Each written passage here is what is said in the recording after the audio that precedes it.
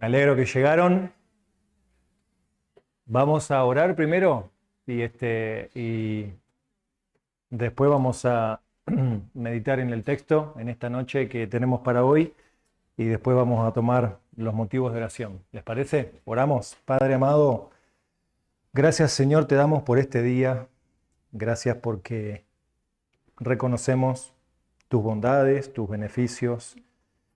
Reconocemos, Señor, en este día que tú has respondido oraciones seguramente en la vida de cada uno conforme a tu voluntad soberana y te agradecemos primeramente por esta noche poder venir y eso es una respuesta de oración, que tu pueblo pueda llegar aquí, que pueda tener el anhelo y el deseo de poder escuchar tu palabra y poder estar juntos, los hermanos unidos como hemos aprendido en este último tiempo y gracias, Padre, porque hoy el énfasis es la oración y poder compartir las cargas unos con otros y cumplir con este pilar que es fundamental, Señor, para que una iglesia pueda crecer, pueda sostenerse y cumplir con tu misión. Gracias, Padre, por cada uno de los hermanos que llegó. Gracias por cómo los cuidas en el trabajo, cómo los cuidas en cada momento del día y por los que no están, Señor, y te damos gracias por Alexis y Débora y Samara, que están bien, Señor, y cómo has respondido oración allí también, y por la llegada de la beba, y cada aspecto, Señor, de lo que hemos venido orando últimamente, tu gracia es evidente, tu mano, Señor, está abierta con tu pueblo, y te damos gracias por eso. Pedimos que el tiempo ahora en estudiar tu palabra pueda ser de ánimo, pueda ser de desafío para nuestra propia vida personal y también para la vida práctica de la iglesia. Pedimos, Señor, que bendigas el tiempo juntos de la oración, que podamos crecer y madurar y orar como tu palabra nos enseña. Oramos agradecidos en el nombre de Jesús. Amén. Bueno, mientras que van abriendo ahí en 1 Tesalonicenses, capítulo 4, vayan buscando ahí en la palabra, 1 Tesalonicenses, capítulo 4, un par de anuncios nada más. El domingo, Dios mediante, vamos a tener el tiempo de los bautismos a las 10 de la mañana. Después, en el tiempo que va a ser el desayuno, vamos a tener el tiempo de poder compartir juntos con aquellos que se van a bautizar. Y también vamos a tener otro tipo de celebraciones que no puedo decir ahora porque son sorpresa. ¿Sí? Pero la idea es que puedan venir, que puedan compartir con nosotros y después a las 11:15 vamos a tener el culto. Estamos anticipando que va a venir bastante gente invitada el domingo, gente que usualmente no asiste a la iglesia. A los miembros específicamente les pido que si pueden dar el asiento a las personas que usualmente son nuevas, vamos a tratar de tener silla lo máximo atrás que se pueda y lo máximo adelante que se pueda. Pero aquellos que, especialmente los varones, si pueden dar asiento quizás a las familias que vengan o a las personas mayores, tengan en cuenta eso, ¿sí? Nos podemos quedar parados atrás, ahí en la vuelta, y atender ese asunto por la gente que viene. Si no viene gente nueva, si no viene gente invitada, aprovechen la silla y úsenla entonces, ¿sí? Entonces, bueno, eso va a ser la fiesta que vamos a tener Dios mediante el día domingo. Otro tema que quiero anunciar, mientras que van buscando ahí, vamos a tener la despedida de Mónica el día 29, no, 30, domingo 30 de noviembre es el chau a Mónica, por así decirlo, la despedida, ¿sí? Ella va a estar viniendo el 24, Dios mediante, a cerrar, si puede, todo lo que quedó sin terminar. Y Dios mediante su último culto con nosotros va a ser el día 30. La idea es que vamos a tener una comida, la idea es que vamos a tener un reconocimiento para ella ese día y queremos que sea especial, por eso queremos pedirle que los que puedan estar, por favor, estén. Si alguien le quiere regalar algo, bienvenido sea. Si alguien le quiere escribir una carta, bienvenido sea. La idea es que ustedes puedan compartir su amor con ella, lo que ella ha involucrado para la vida de ustedes en estos años que ha estado, que ella se pueda llevar un lindo recuerdo de aquí de nosotros. Y obviamente que eso no significa que ella no va a venir más. Ella va a venir a visitar de vez en cuando, pero ya su ministerio queda cerrado aquí en Uruguay. Así que ténganlo en mente, eso va a ser el domingo 30, Dios mediante. El primero ella ya se está viajando a la Argentina y ya va a comenzar su vida allí junto con su hermana. Sí, quería aclarar eso antes que me olvide, para que si ustedes preguntan qué va a pasar con Mónica, cuándo viene, cuándo va, el 24 vuelve, el 31, lunes 31 o primero, ella ya se está yendo definitivamente de Uruguay. ¿Sí? Así que bueno, el 30 vamos a estar celebrando. 1 Tesalonicenses capítulo 3, vamos a leer hoy del 3 al 5. 3 al 5. Y como nosotros con el pastor Babi no estuvimos la semana pasada, no sabemos de qué hablaron. Yo por más que lea el texto, no sé de qué se habló la semana pasada. Así que yo voy a necesitar que ustedes me hagan recordar a mí ahora y que pongan en ejercicio su mente. Algo seguramente aprendieron la semana pasada. Alejandro va a estar ahora cortando clavos, seguramente, porque fue como enseñó él, tienen que saber.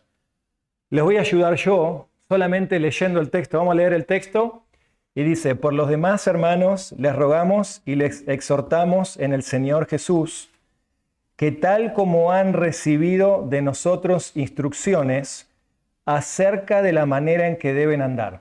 Frenemos ahí por un momento. Es evidente que hay una verdad declarada en el texto. ¿Cuál es la verdad hasta donde yo leí? ¿Cuál es la verdad que el texto declara? Santiago.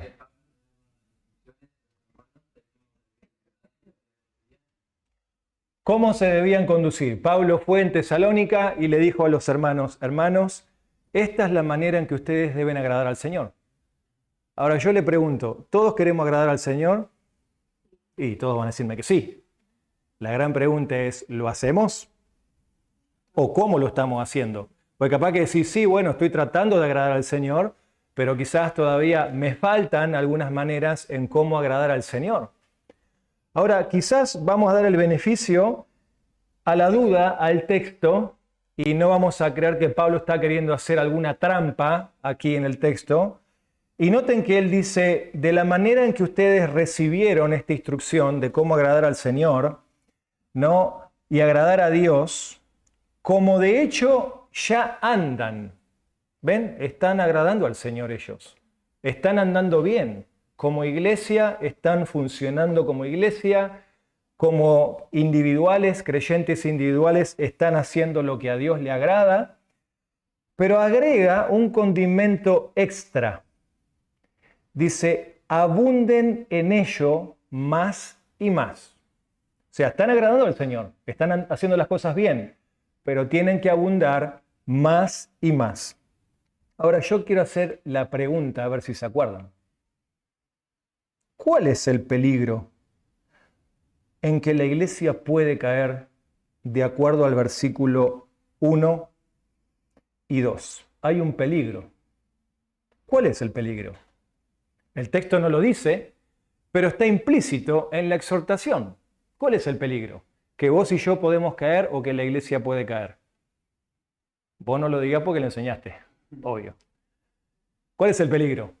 Hay un peligro que no lo dice, ¿eh? Conformarse. Ahí está.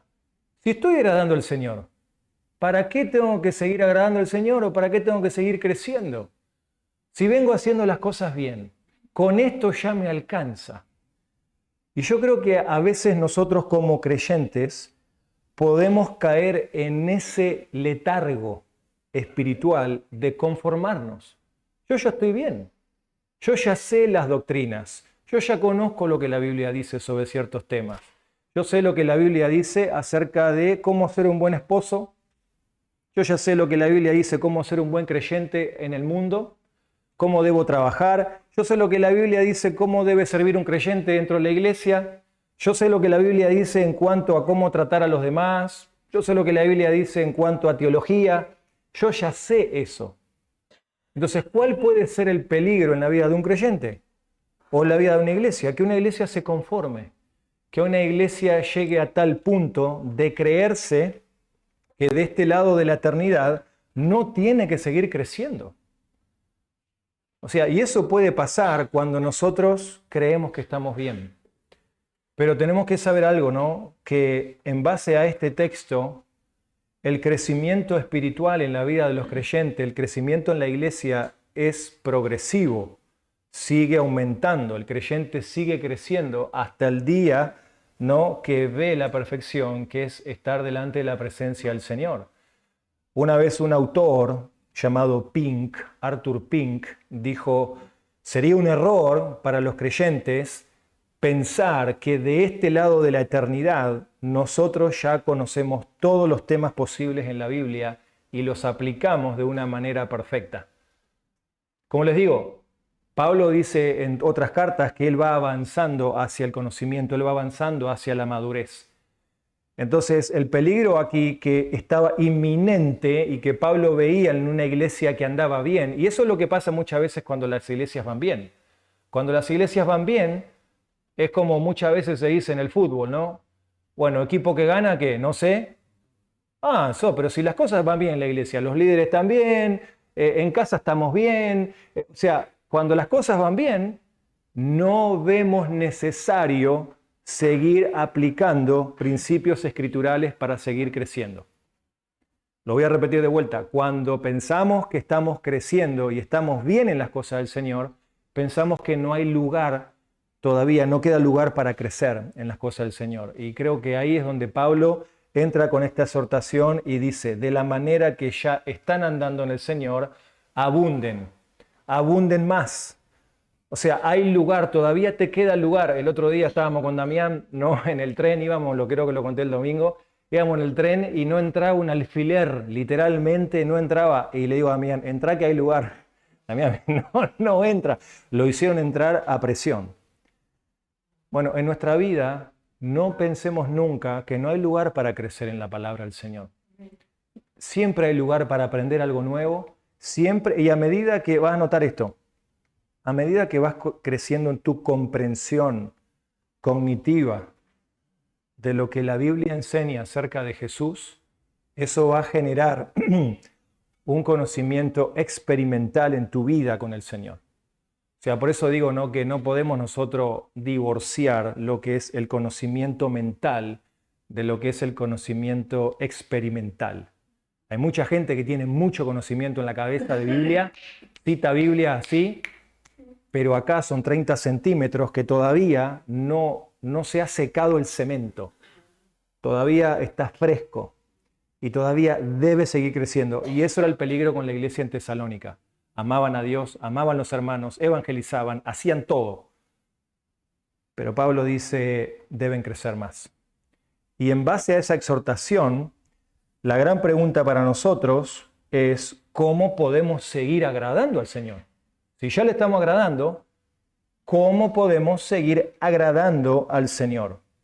Noten lo que dice el versículo 3. Y acá viene lo que vamos a estar enfocándonos hoy. Porque esta es la voluntad de Dios. Hablándole a los hermanos, santificación. Es decir, que se abstengan de inmoralidad sexual. Que cada uno de ustedes sepa, conocimiento, saber, sepa cómo poseer su propio vaso, vamos a hablar de esa palabra, en santificación y honor, no en pasión desagradante como los gentiles que no conocen a Dios. Entonces, ¿cómo podemos agradar a Dios? ¿Cómo hacemos su voluntad? Vamos a mirar 3 cosas en esta noche que Pablo continúa en esto de seguir creciendo en el Señor. Y parte de seguir creciendo en el Señor es hacer la voluntad de Dios. Es continuar haciendo la voluntad de Dios. Con los jóvenes mayores tenemos un estudio que estamos hablando acerca de tomar decisiones en la vida, ¿no? La juventud llega de 18 a 30 años y le cuesta tomar decisiones. Creo que a nosotros los adultos a veces nos cuesta tomar decisiones. No tomamos decisiones porque tenemos miedo a equivocarnos. Y muchas veces los jóvenes cristianos dicen: bueno, quiero ver la voluntad de Dios. Estoy esperando que Dios me muestre si debo cambiar de trabajo. Estoy esperando que Dios me muestre si debo ir a tal lugar o no debo ir a tal lugar. Y vemos claramente que muchas veces no tomamos decisiones en la vida porque tenemos miedo a equivocarnos. Y estamos diciendo muchas veces: bueno, estoy esperando la voluntad de Dios. La Biblia nos dice claramente que si nosotros queremos agradar al Señor, tenemos que hacer la voluntad del Señor. Y acá Pablo especifica claramente qué es la voluntad del Señor. La voluntad del Señor, dice aquí en el texto, dice, esta es la voluntad de Dios, que vos te santifiques. Esta es la voluntad de Dios. Esta es la manera en la cual vos vas a agradar al Señor. Esta es la manera en la cual vos vas a continuar creciendo y madurando en las cosas del Señor, santificando tu vida. Y tenemos que entender, ahora vamos a explicar un poquito más sobre esto, ¿no? Que la santificación, cuando dice esa palabra, Dios quiere o su voluntad clara para tu vida, Dios quiere que vos seas santo, implica que esto es algo que es progresivo. Esto no es de un día para otro. O sea, si entendemos el contexto de todo lo que está pasando en la carta, acuérdense, contexto de ciudades súper impías, remundanas, en las cuales había un montón de situaciones que se estaban dando y por eso que habla de la inmoralidad sexual, porque estos eran creyentes en los cuales vivían como los impíos.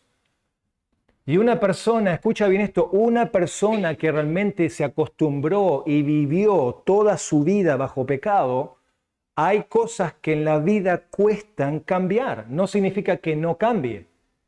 El tema es si el cambio está siendo progresivo. Si está habiendo indicios de que esa santificación, ese cambio está sucediendo. Y entendemos que en la vida de un creyente estos son cambios progresivos. Ahora, la Biblia define en términos de santificación o santidad, que es la voluntad de Dios, en cuanto a lo que es un cambio. Un cambio. Y eso es lo que vamos a estar hablando. O sea que cuando hablamos de la voluntad de Dios, estamos hablando de cambiar. ¿Qué es lo que Dios quiere? Dios quiere que yo cambie. Eso es lo que Dios quiere. Si vos hoy te encontrás con Dios y le preguntás al Señor, Señor, ¿vos qué querés de mí? Lo mismo que le preguntó Pablo cuando se lo encontró ahí en el camino a Damasco al Señor, que se le puso en el medio. Ahí le dijo, Saulo, Saulo, ¿por qué me persigues? Cae de rodillas Saulo y la primera pregunta es, Señor, ¿qué quieres que yo haga? Lo que el Señor te diría hoy a ti, más allá de indicarte lo que Él quiere que seas un buen padre, que seas un buen esposo, que seas un buen miembro, todo lo que el Señor implique bajo esta tierra, el Señor te diría, cambia. Tenés que cambiar. Debes cambiar. ¿Cambiar qué? Debes ser santo. Esa es mi voluntad, debes cambiar. ¿Y de dónde sale este concepto en la Biblia que encontramos aquí de mi voluntad es que se santifiquen? ¿De dónde sale esto? Esto es de un término del Antiguo Testamento. Levítico, vamos a mirar ese texto. Dejen la marca ahí en Tesalonicenses. Pero en Levítico 19, Levítico,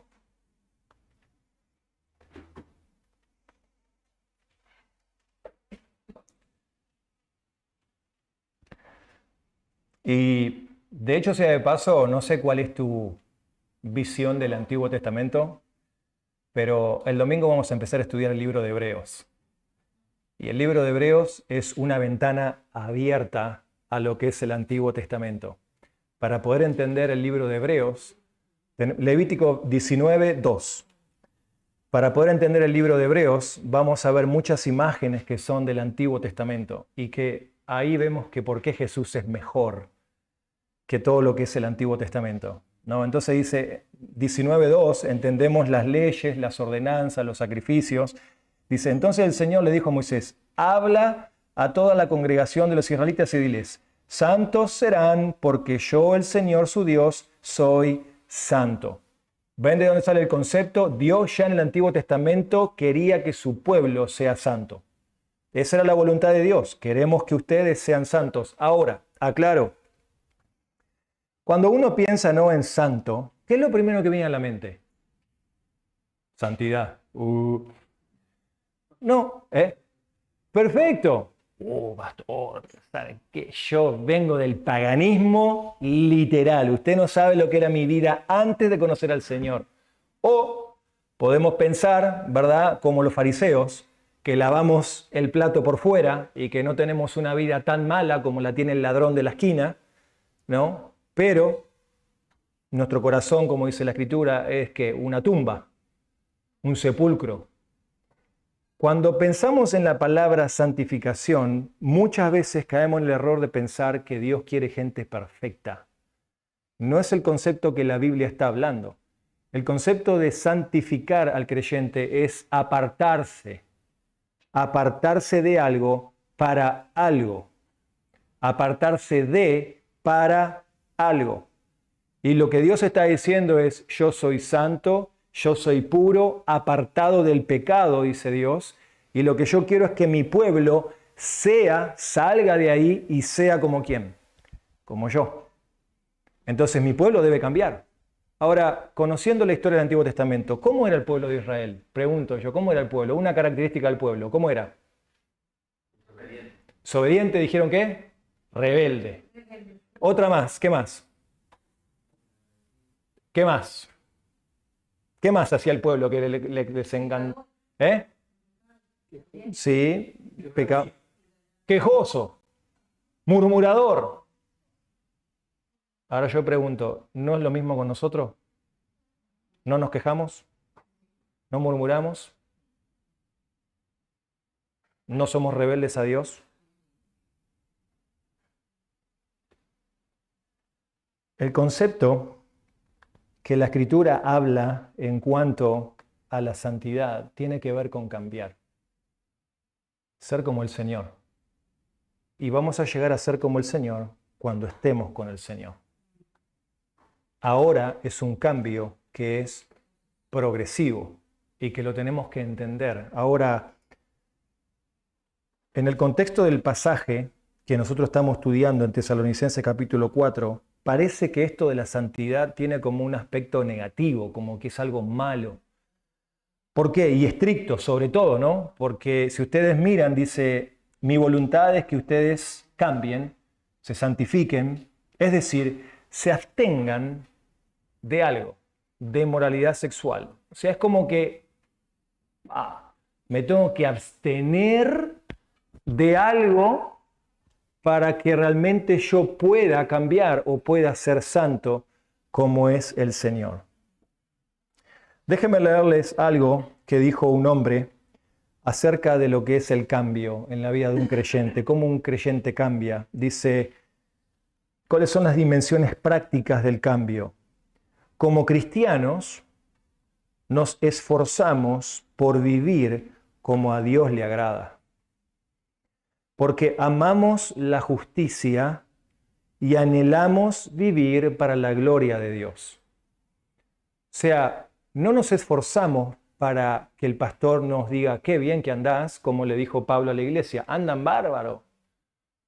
Nos esforzamos, dice, por vivir como a Dios le agrada, porque amamos la justicia, amamos al Señor.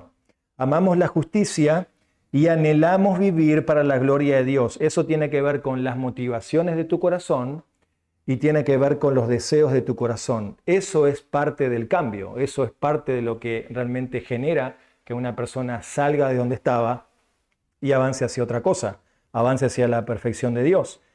Ese plan consiste, escucha esto, ese plan de cambiar consiste en ubicar a Dios en el centro. Poner a Dios en el centro, quitándote, tú y yo, quitándonos nosotros del medio para llevar la cruz al igual que la llevó Cristo. Si muchas personas dicen, yo sigo igual, no puedo cambiar. Y la gran pregunta es, no, ¿sabes por qué no puedes cambiar muchas veces? Porque estás en el medio estorbando a Dios. El problema sos vos, estás estorbando la obra de Dios. No estás dejando que el Señor haga la obra y Él sea el centro y Él dirija tu vida como la debes llevar adelante. No estás quizás tomando la cruz y siguiendo a Cristo. El que quiere venir en pos de mí, dice la Escritura, niéguese a sí mismo, tome su cruz y sígame. ¿Ven? Quítense del medio y sigan un camino mucho mejor. El tema de la santificación o los cambios progresivos es el principio, la mitad y la final de la vida cristiana. O sea, todo el tiempo estamos cambiando. Si vos no ves cambios en tu propia vida personal como creyente en el Señor, deberías preguntar, ¿qué pasa, Señor? ¿Estoy estorbando? ¿Estoy en el medio? ¿Ha habido realmente una conversión en mi vida personal?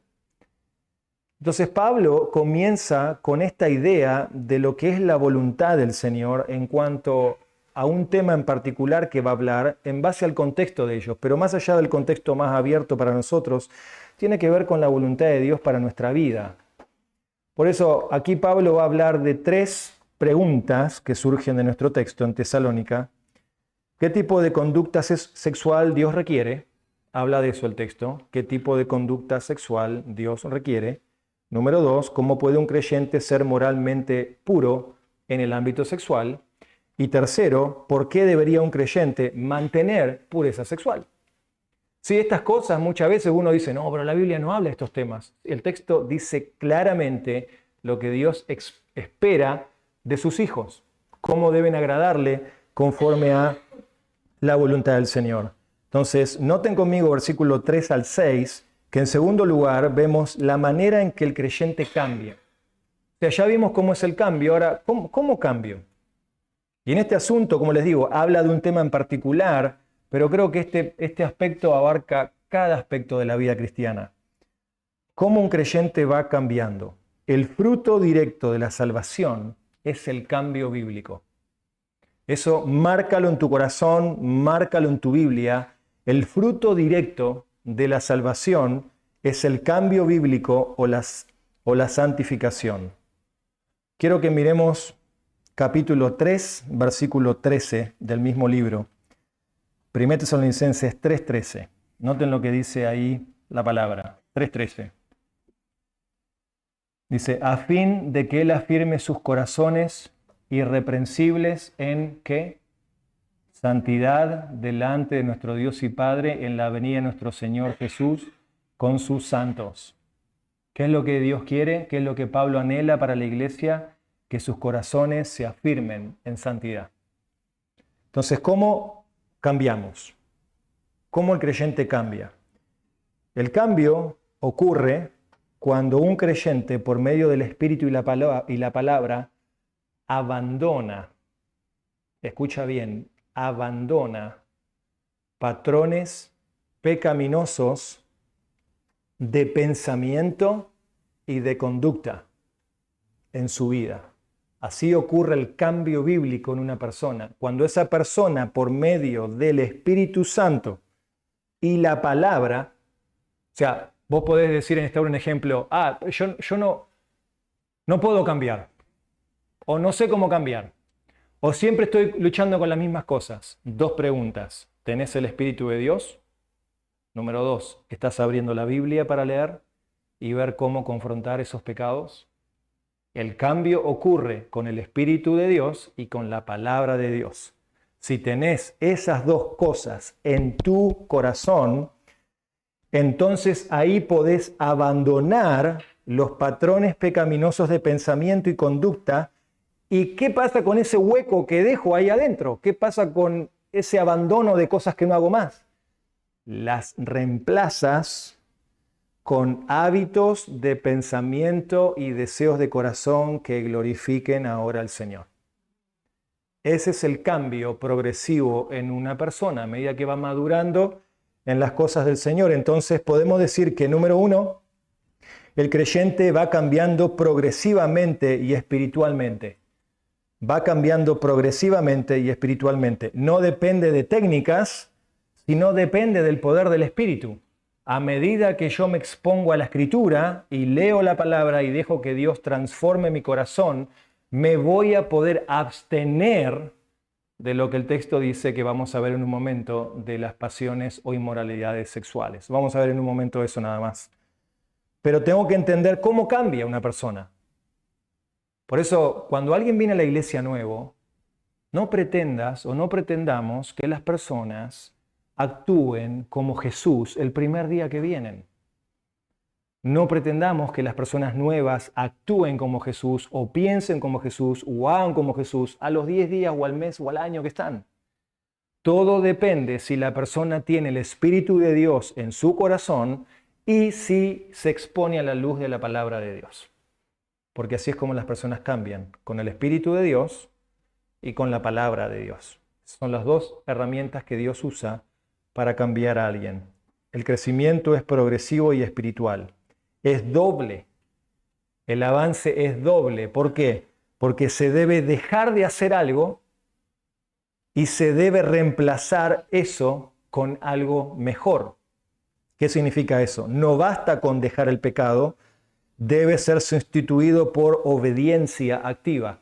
Aquí vamos a ver en un momento que él dice, absténganse de inmoralidad sexual. Imagínense personas, familias, hombres casados, mujeres casadas, personas solteras en la iglesia que luchaban con estas cosas del mundo que estaban en aquel tiempo, ¿no? Que eran cosas inmorales por ahí. Y ahora les dice Pablo, absténganse de eso.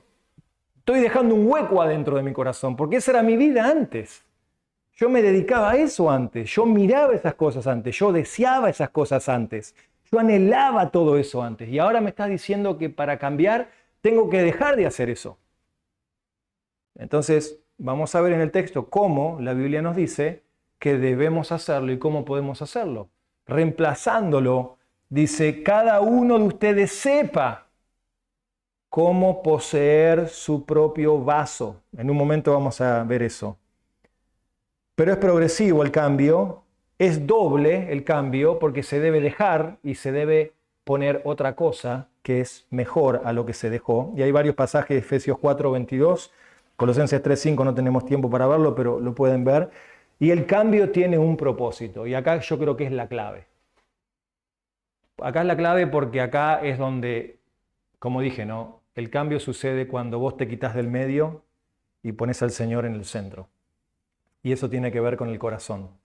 Pablo dijo en Gálatas 2:20, con Cristo estoy crucificado, ya no vivo yo, sino que Cristo vive en mí, y lo que ahora vivo, lo vivo para la gloria de Dios. La meta de cambiar tiene un propósito, glorificar a Dios mediante una vida que se conforme a la imagen del Señor. Si esto es como una mariposa, ¿alguna vez vieron ustedes cómo se hace una mariposa, cómo se forma una mariposa? ¿Vieron el proceso, cómo se llama? En la escuela se lo enseñaron eso, como... Ahí está. Uno ve en el árbol, ve una oruga, un gusano, y eso queda ahí en el árbol, ahí, y con el tiempo eso va ¿qué? Ahora eso sucede de un día para otro. Es un proceso que sucede, es una metamorfosis. La vida del creyente sucede igual. Fíjense que ese gusano rompe una cáscara y sale después la mariposa con sus alas y luego puede volar. La vida del creyente sucede igual. El creyente cambia de adentro hacia afuera. Pablo no le puede pedir, escucha bien esto, Pablo, y escucha bien esto, lo repito, escucha bien esto, Pablo no puede pedir a alguien que se abstenga de ser inmoral sexualmente si no es convertido, si no es santo, si no ama al Señor. No le pidas a alguien que actúe como un creyente si realmente su corazón no ama al Señor y no entiende lo que el Señor ha hecho en su vida. Alguien dijo, ¿no?, que nosotros hacemos en base a lo que somos, ¿no? ¿Se acuerdan lo que dice Corintios cuando dice, no? Y los inmorales, los fornicarios, los borrachos, todos ellos no heredarán el reino de Dios. ¿Por qué? Porque ellos son esto, borrachos, inmorales, fornicarios. Tiene que haber un cambio de identidad. Y cuando Dios cambia mi identidad, es en base ahí que yo opero, que yo funciono. Cuando Dios cambia mi corazón. Y Pablo acá dice, ¿no?, el cambio que la iglesia tenía que hacer. Aparentemente dentro de la iglesia había personas que estaban quizás luchando con este tipo de cosas, con la inmoralidad sexual, pasiones carnales, si le quieren llamar también, ¿no? Y yo creo que este es un tema dentro de las iglesias que no se habla. No se habla porque vergüenza, da vergüenza. tener que hablar de estas cosas. No, ¿cómo voy a confesar yo que tengo este problema? No, ¿saben que en consejería encontramos todo el tiempo que la mayoría de los problemas dentro del matrimonio tienen que ver con estos temas que estamos hablando aquí? La juventud hoy en día, personas luchan con este tema, este asunto en particular.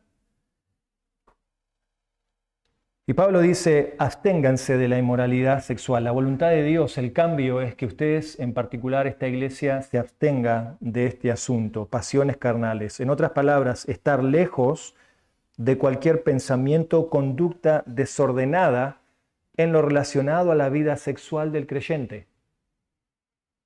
Estar alejado de cualquier pensamiento o conducta desordenada en lo relacionado a la vida sexual del creyente. Sí, el mundo allá afuera piensa que Dios es retrógrado. ¿Saben lo que significa eso, no? Mira, Dios no permite la sexualidad libre hoy en día. No, ustedes los cristianos son re antiguos, mira cómo piensan.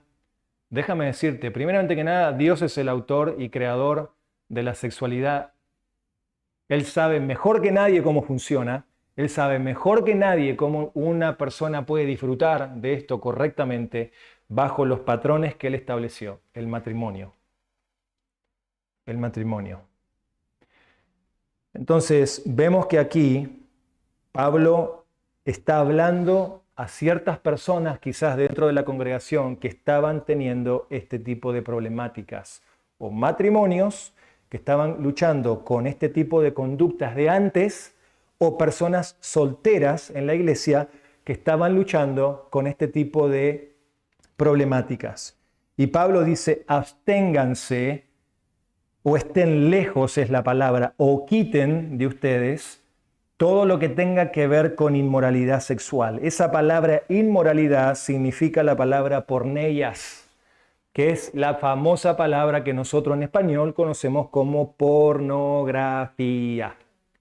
Porneia en griego, pornografía en español, o cualquier tipo de imágenes o actividades sexuales fuera de lo que es el contexto de lo que es el matrimonio. Y él está diciendo, absténganse porque estas cosas se desvían del diseño de Dios para el matrimonio. Estas cosas desvían del diseño de Dios. Déjenme decirles, en el pasado he aconsejado situaciones en las cuales matrimonios se han roto por este asunto. Infidelidades de cualquier ámbito, porque esta palabra porneia es súper amplia. O sea, abarca desde imágenes hasta hechos. Y Pablo dice, cualquier de estas actividades, para cambiar realmente hay que abstenerse. ¿Por qué? Bueno, siendo consistentes con el texto bíblico, Hebreos 13. Vamos a llegar a esto cuando algún día en el año el Señor nos permita, si no viene antes, cuando lleguemos a Hebreos 13. Miren lo que dice Hebreos 13, el versículo 4, 3-4. Hebreos 13, 4. Dice, sea el matrimonio honroso a todos. O sea, tanto los solteros como los casados deben ver esta unión como algo que es sagrado, como algo que hay que cuidar. Sea el matrimonio honroso a todos y el lecho matrimonial. Pregunto yo, ¿qué es el lecho matrimonial? ¿Alguien sabe? ¿Alguien se anima? La cama. Sea la cama matrimonial sin deshonra. Fíjense cómo Dios ve esto, ¿no? Ahora, pregunto yo, con este mundo súper sensualizado hoy en día, ¿no tenemos que cambiar nuestra manera de pensar? ¿No tenemos que cambiar y ver cómo Dios quiere que normalmente pensemos sobre este asunto? Las cosas que nosotros muchas veces permitimos ver siendo cristianos. Sea el matrimonio honroso a todos y el lecho matrimonial sin deshonra, porque a los inmorales, y esa palabra inmorales está otra vez unida a la palabra porneia, cualquier actividad sexual fuera del matrimonio, los inmorales, los que practican esto, y a los adúlteros los juzgará Dios. ¿Ven? Y Pablo ve esto y en la iglesia no sabemos, están agradando al Señor. Quizá hay creyentes que ya han dejado estas prácticas, pero Pablo alienta y dice, hay lugar para seguir creciendo. No se confíen, tenemos que seguir creciendo en este asunto. ¿Y por qué?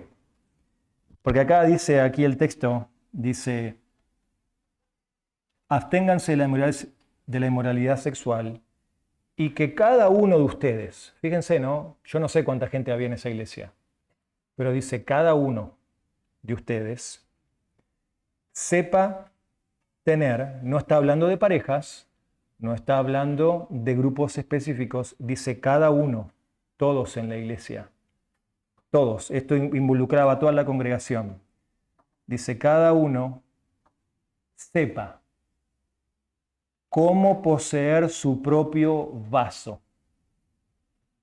La palabra vaso es una palabra que está en disputa entre los comentaristas bíblicos. Algunos piensan que la palabra vaso está mal traducida.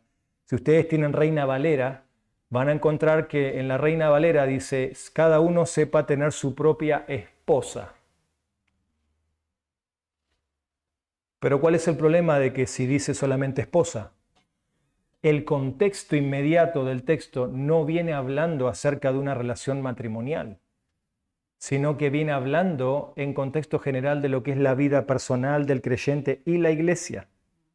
Entonces, descartamos que sea la palabra esposa en ese lugar, y es la palabra vaso, como está traducida en la NBLA, y en otras versiones también traducía la palabra vaso para decir que cada uno sepa poseer su propio cuerpo.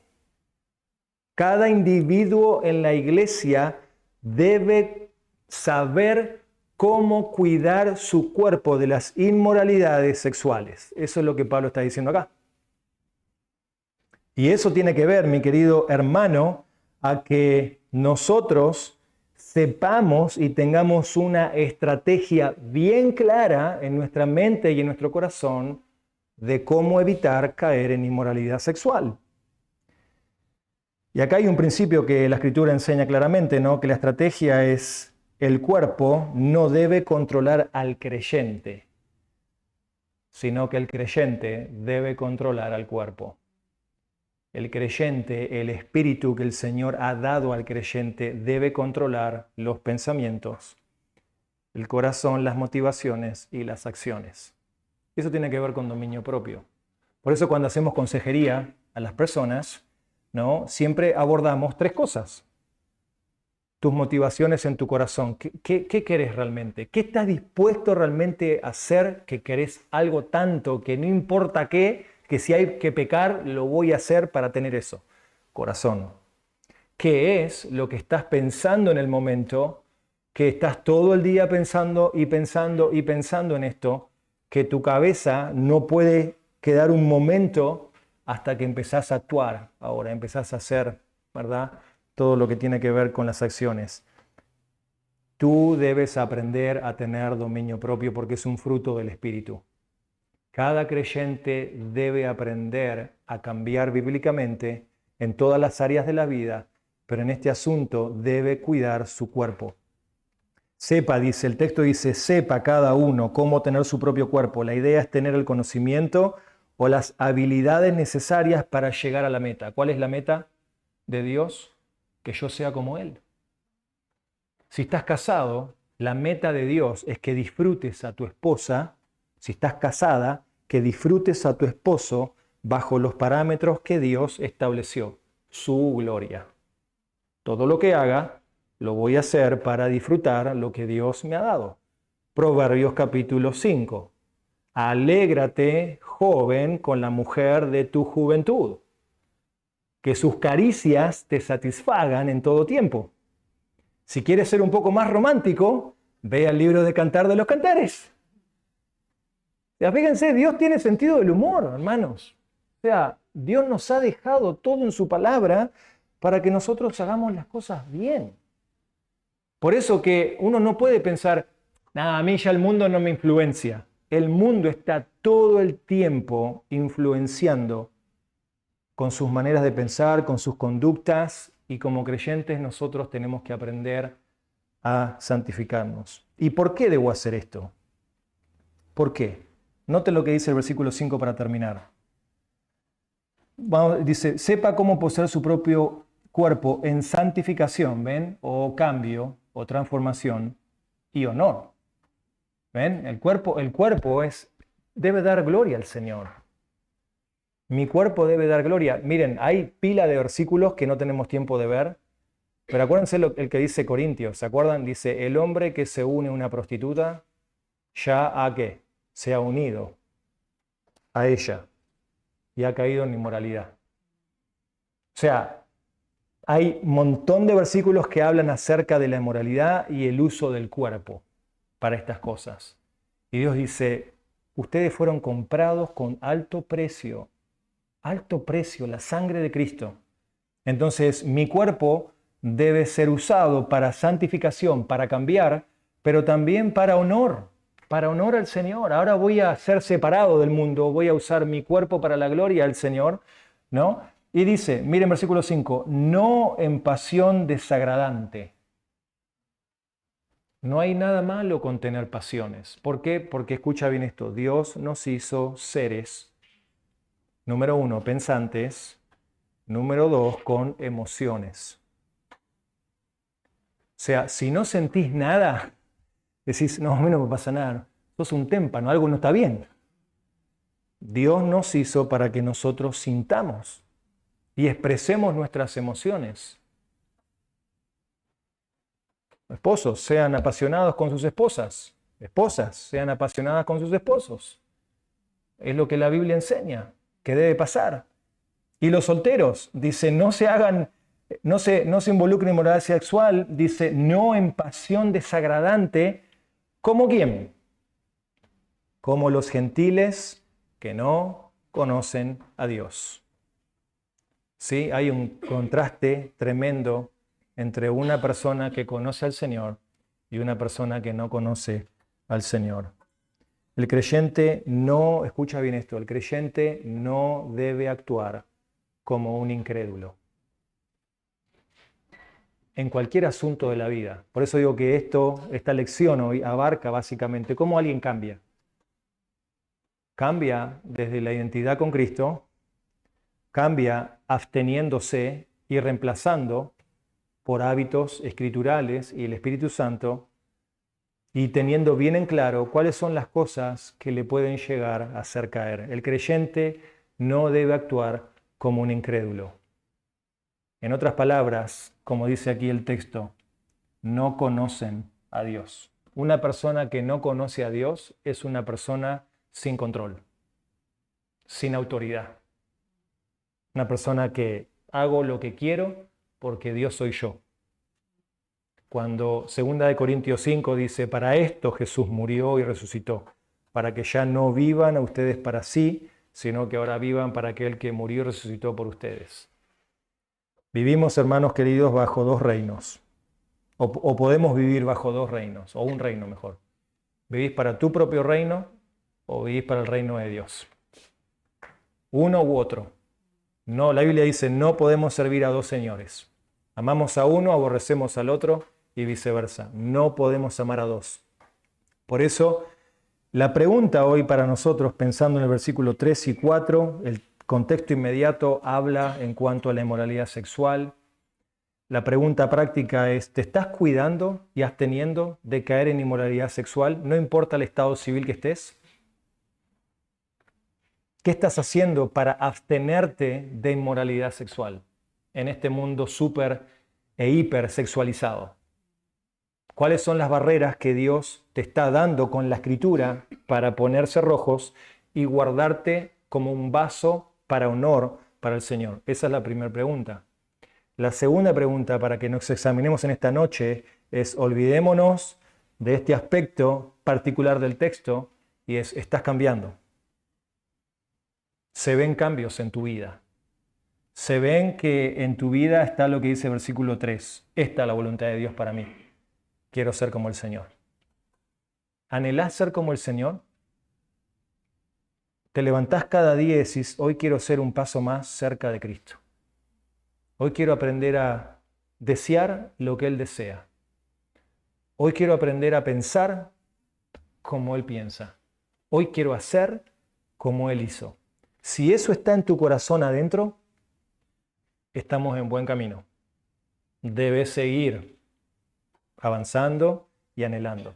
Si eso no está en tu corazón, debes preguntar al Señor, Señor, ¿estoy yo en el centro de mi vida o estás tú en el centro de mi vida? Y que el Señor obre conforme a su espíritu en nuestro corazón. Oramos. Padre, te agradecemos, Señor, por estos 3 versículos potentes, llenos de carne, de jugo, para alimento espiritual, llenos de tanta enseñanza, Señor, y en este mundo en el cual vivimos hoy, donde imágenes, situaciones sugestivas viven bombardeando, y nos viene a la mente, Señor, el pasaje de Job. Cuando Job dijo, hice pacto con mis ojos, ¿cómo he de ver una virgen? Él era un esposo, él era un padre. Y ya en esa cultura en la cual Job vivía, ya por el pacto que él hizo con sus ojos, era evidente que había un problema en aquellos tiempos. Pensamos en las iglesias del Nuevo Testamento y esto era tan preeminente, la promiscuidad, el tema, Señor, de los abusos.